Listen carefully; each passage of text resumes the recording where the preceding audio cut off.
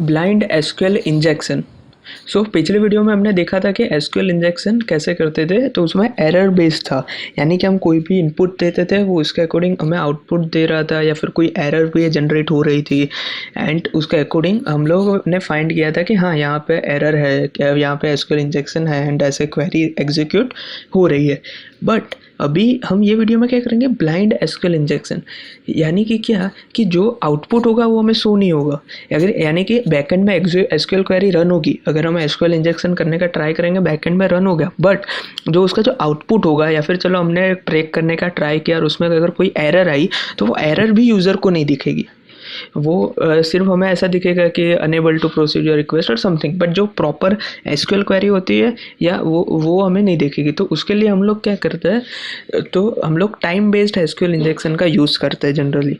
So blind is measured कि in this vulnerability SQL error is not displayed at the client side. SQL query will execute but it won't show output. जैसे मैंने बोला कि इसमें execute होगा, output कोई show नहीं होगा generally.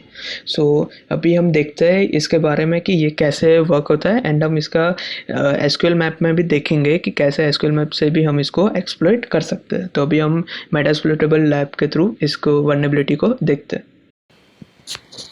SQL injection, like blind SQL injection. तो अभी हम लोग क्या करेंगे कि हमारा जो DBWL लैब है उसमें अभी सिक्योरिटी लो पे सेट कर दो एंड ब्लाइंड एसक्यूएल इंजेक्शन पे चले जाओ। अभी यहाँ पे अगर मैं 1 करके एंटर करता हूँ तो मेरे को यहाँ पे डिटेल दिखेगी, 2 करके एंटर करता हूँ तो डिटेल आ रही है। पर अगर मैं यहाँ पे सिंगल कोट करके एंटर करूँगा तो देखो कोई एरर नहीं आ रही। लास्ट वीडियो में जब एसक्यूएल इंजेक्शन में यहाँ पे एरर आ रही थी कि कुछ एरर्स है कि आपने जो सिंगल कोट ऐड कर दिया तो उससे क्वेरी ब्रेक हो गई या MySQL एरर या समथिंग, बट अगर अभी मैं करता हूँ तो एरर नहीं आ रही। ठीक है, तो इसको बोलते हैं ब्लाइंड एसक्यूएल इंजेक्शन कि आपको एरर नहीं आएगी। अगर आपकी जो क्वेरी करेक्ट होगी तो वो आउटपुट देगा, वो सही है। पर अगर आपकी क्वेरी करेक्ट नहीं होगी, अगर कुछ एरर होगी, तो भी वो एरर आपको नहीं दिखाएगा। तो इसलिए इसको बोलते हैं blind SQL injection. For example हमने ये वाला पेलोड यूज़ किया था सारे के सारे फैच करने के लिए, तो ये वाला जो पेलोड है वो करेक्ट पेलोड है। ठीक है, तो अगर अभी मैं इसको एग्जीक्यूट करूँगा तो मेरे को सारे के सारे रिजल्ट दिखेंगे। बट अगर यहाँ पे लिखने में कोई एरर होती, या फिर चलो ऐसे मैंने लिखा तो ये एसक्यूएल क्वेरी राइट नहीं है। तो इस जनरली अगर मैं सेम चीज़ अगर एसक्यूएल इंजेक्शन में करता हूँ तो मेरे को आप देख सकते हो यहाँ पे कोई ना कोई एरर देगा कि you have encountered SQL syntax error and ये अलाउड नहीं है। बट एसक्यूएल इंजेक्शन जो ब्लाइंड एसक्यूएल इंजेक्शन है उसमें अगर मैं ये करता हूँ तो मेरे को ऐसी कोई एरर नहीं आएगी। देखो, इसलिए इसको ब्लाइंड एसक्यूएल इंजेक्शन कहते हैं। एंड जनरली जो रियल वर्ल्ड एप्लीकेशंस होते हैं उसमें जनरली ये सिनारियो होता है कि जो एरर होती है जो वो फ्रंट एंड यूज़र को हम शो नहीं करते फॉर द सिक्योरिटी पर्पस, ताकि जो फ्रंट एंड यूज़र को बैक एंड की सारी इन्फॉर्मेशन ना हो कि कौन सा टेबल है, क्या टेबल है एंड ऑल। एंड जैसे हमने लास्ट वीडियो जो एसक्यूएल इंजेक्शन था लो सेवेरिटी में जैसे हमने एक्सप्लॉइट किया था, वैसे ही हम यहाँ पे भी इसको एक्सप्लॉइट करेंगे। लाइक ये सेम पेलोड से एक्सप्लॉइट होगा। एंड अगर आप यहाँ पे व्यू सोर्स पे चाहते हो तो आपको यहाँ पे दिखेगा कि ये मेथड सेम ही है कि जो भी गेट पैरामीटर हुआ वो गेट पैरामीटर के अकॉर्डिंग जो भी वैल्यू होगी वो यहाँ पे पास होगी एंड सीधा रिजल्ट आ जाएगा एंड ऑल।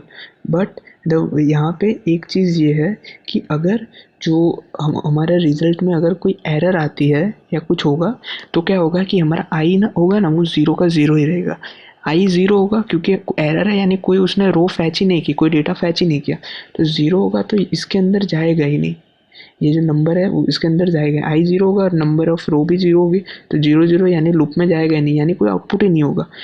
बट अगर एरर नहीं होती तो ये लूप के अंदर जाता। फॉर एग्जांपल 4 या 5 नंबर ऑफ रोज़ होते हैं एंड उसके अकॉर्डिंग 5 बार ये लूप इटरेट होता है। हमें जैसे वो आउटपुट दिख रहा था फर्स्ट नेम सर नेम जैसे एडमिन एडमिन एंड ऑल, यहाँ पे वैसे यहाँ पे पूरा का पूरा आउटपुट दिखता। तो ये एक सिनेरियो है कि ऐसे ये पूरा वर्क होता है। इसलिए आप देखो यहाँ पे एरर कभी भी नहीं दिखेगी आपको, कभी भी नहीं कि क्या एरर है एंड ऑल। एंड अभी हम लोग क्या करेंगे कि ये तो था कि नॉर्मल सेवेरिटी, अभी हम DBW सिक्योरिटी में से मीडियम सेवेरिटी करते थे। ठीक है। एंड अगर अभी हम वापस एसक्यूएल इंजेक्शन जाओगे, वापस सिंगल कोट करोगे, अलाउड नहीं होगा। अगर ये वाले भी करोगे फिर भी ये वर्क नहीं करेगा। क्यों? जैसे कि हमने लास्ट वीडियो में देखा था, ये वर्क नहीं करता क्योंकि my SQL real escape string है, एस्केप कैरेक्टर है जो यहाँ पे यूज्ड है कि वो क्या करता है कि उसके अकॉर्डिंग के like backslash, single quote, double quote, backslash n, backslash t, backslash r, %00 null character, वो सबको रिमूव कर देगा। एंड तो जैसे ही रिमूव कर देगा एंड उसकी वजह से हमें सिर्फ और सिर्फ जो हमारा मेन कंटेंट होगा जैसे 1 2 3 जो नंबर्स है वही पास होगा। एंड इसलिए वो जो प्रीवियस पेलोड यहाँ पे नहीं वर्क करेगा। तो इसमें भी हमने लास्ट टाइम जो पेलोड यूज़ किया था जो स्लीप वगैरह के, वो भी हम इसमें कर सकते हैं।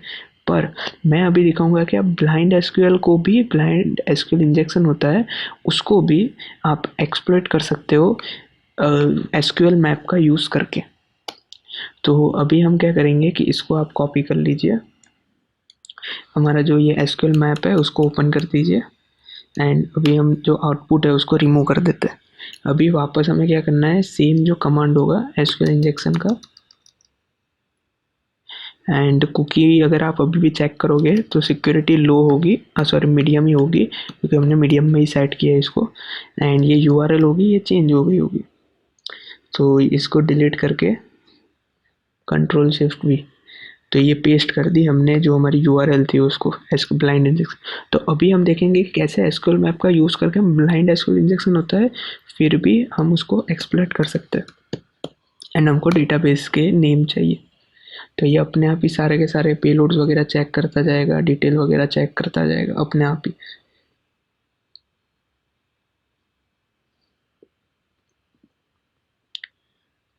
ओके तो यहाँ पे देखो कि इसने यहाँ पे थोड़ा टाइम लिया क्योंकि इसने टाइम बेस्ड ब्लाइंड जो पेलोड है उसका यूज़ किया कि उसमें जैसे बोला था कि स्लीप करके फंक्शन होता है कि अगर क्वेरी सही हो तो स्लीप कर दे 5 सेकंड समथिंग। एंड आप देखो कि get parameter ID appears to be injectable and do you want to skip other payload then other DBMS, yes and yes. And अब यहाँ पे लिखा आ गया कि आईडी पैरामीटर वल्नरेबल है, आपको कोई और पैरामीटर टेस्ट करना है तो नहीं करने। एंड अब हमें ये सारा का सारा डेटा आ गया। एंड आप देख सकते हो कि ये जो क्वेरीज वगैरह है यहाँ पे कि सिंगल कोट वगैरह अलाउड नहीं थे, तो इसके लिए ये जो क्वेरी है इसने यूज़ की है यहाँ पे। जैसे कि अगर आप इसको यहाँ पे पेस्ट करोगे तो देखोगे 5 सेकंड का टाइम ले रहा है। आप यहाँ पे देखो ऊपर ये लोड होते रहा है, होते रहा है एंड अभी ये वर्क किया। तो इसने यहाँ पे क्या किया कि स्पेशल कैरेक्टर अलाउड नहीं थे तो कोई बात नहीं, जो नॉर्मल कैरेक्टर्स जो अलाउड थे उसके थ्रू इसने एक्सप्लोइट किया। एंड आप व्यू सोर्स में जाके देख सकते हो कि ये जो my SQL real escape string से ये हुआ। एंड जैसे कि हमने लास्ट वीडियो में देखा था वैसे ही हम यहाँ पे अगर कोई पर्टिकुलर डेटाबेस की इन्फॉर्मेशन निकालनी है तो -d कर सकते हैं।